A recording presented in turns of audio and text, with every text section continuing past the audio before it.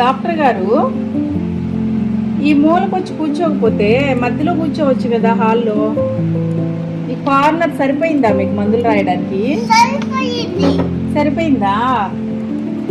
ఇరుగ్గా అనిపిస్తుంది, ఫ్రీగా కూర్చోవట్లేదే. చైర్ మధ్యలో వేసుకొని ఫ్రీగా కూర్చోండి డాక్టర్ గారు. వద్దా? సరిపోయిందా ఇది? Okay, good.